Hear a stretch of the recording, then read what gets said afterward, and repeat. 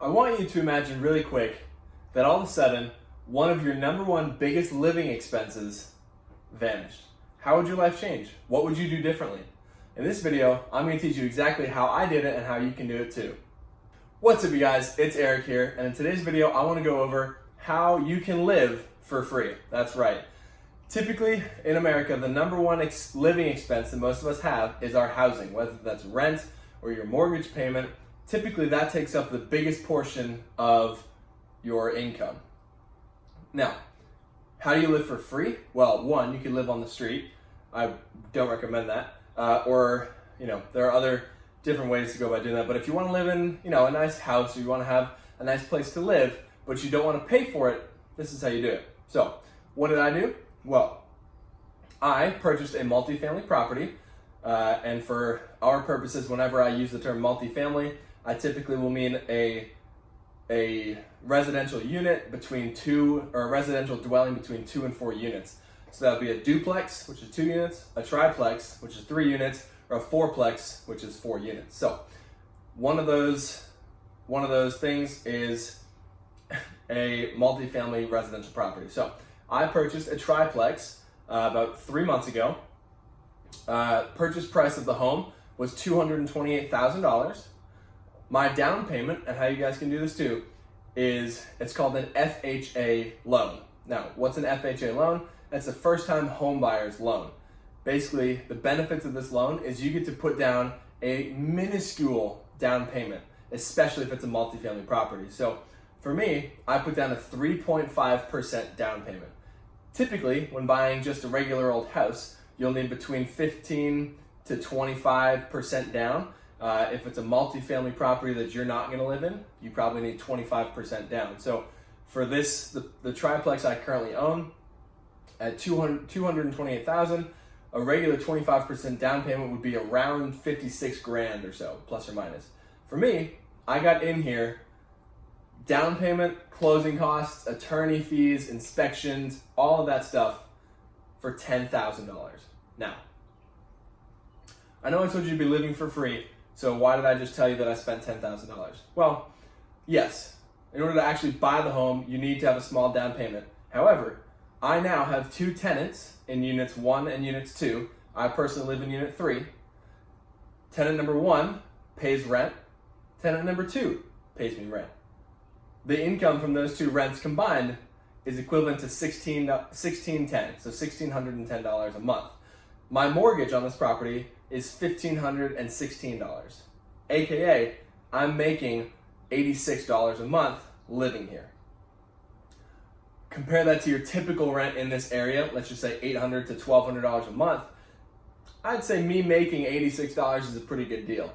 Granted, it's not the nicest place, and I will do a house tour for you guys later. However, I'll take it because I'm making $86 a month to live here. Now, if you guys want to do this too, what do? Well, look in your area. If you're looking to potentially buy where you currently live, get in contact with a local real estate agent. I'd recommend talking to a few of them and kind of feel out which one you think is going to suit you best, and let them know you're looking for a multifamily property between 2 and 4 units and you want to do an FHA loan. Again, that's going to be 3.5%. So just take the purchase price that's listed on Zillow or Realtor.com or Trulia or any of those real estate websites, multiply the purchase price by 3.5%, and there's your down payment. Now, once you've let your real estate agent know that, they will do almost all the work for you. They will find properties for you. They'll let you go look at them and all that stuff. Once you've found one you might like or in an area that you like, look at the rental income and kind of calculate your mortgage, your mortgage insurance, your property taxes, and kind of other miscellaneous expenses. I usually put aside an additional 5 to 10% of the monthly expenses just to be safe for repairs that might come up. And once you take that number, if the rental income is equivalent to that number and you can move in, you're living for free. Now, something else to consider is even if it doesn't cover it, let's just say all your expenses added up are $1,000 and the rental income is $800. Well, you're still only living for $200 a month.